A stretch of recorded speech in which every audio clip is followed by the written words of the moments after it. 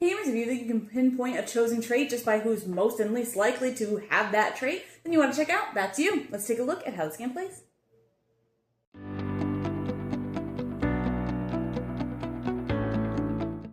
In this game, players are working as a team to try and score the most points that they can by guessing which of the traits each round is the chosen trait.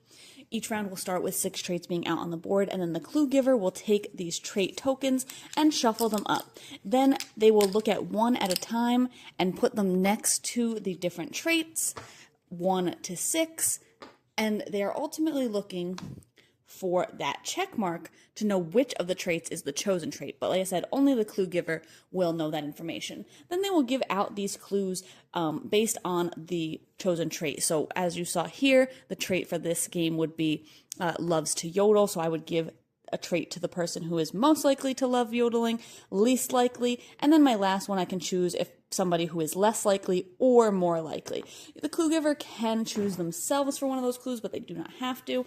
And then all the other players, whether they have a clue or not, are going to discuss and say, based on those clues, who they think embodies certain traits. So they might say like, oh, the person who got most likely is definitely not a teacher's pet. So then they would choose to flip that trait over, and as long as it is an X, they've done well, and they'll put that on the board. And they'll continue doing that as long as they continue getting X's. So if they continued on, they'd be getting some points now. So if the next one that they flipped over was not an X, so if they thought that loves to yodel was out, they would flip that over, oh, and then that's a check, so that will end that round, and they'll only get 1 point.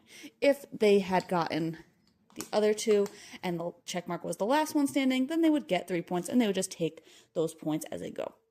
And then you would clear the traits, you can flip them over, you can draw out new ones, and every player is going to be the clue giver once, and then after everybody has been the clue giver once, that will end the game, and then players can flip over the scoreboard here to just kind of see how they did based on how many players they had, and how many points that they got. I thought that this was a pretty unique style party game. I think there's a couple of different games out there that have things where you're trying to say like who is the most likely or least likely to do something, or just who you think embodies a certain thing. But I thought that the way that this worked was really interesting, that you're going to get more points the more traits that you eliminate throughout the round. And I did like that the game goes until everybody has been the clue giver once, so that you don't have just, one person who's gonna know people better and is just better at giving the clues. I think that overall everything about the game worked really well. There is a ton of cards in the game, which I really appreciate, but some of those are definitely harder than others, and especially if you get a bunch of traits that maybe one person or a couple of people embody really well all together, it'll be hard to decide who's most and least likely to do that. But I think that it generates some pretty good conversation about which trait or traits that you think it could be. Again, just based on who's sitting at the table. I think this is really good for just groups that really know each other well, families or really close friends, because even though kind of more wild or more unique traits that are in that deck, it'll be fun to kind of discuss who fits them most and least of all. But really this kind of style of party game that generates a lot of conversation, kind of almost icebreakery, but like I said, I'd rather play it with people who you know pretty well.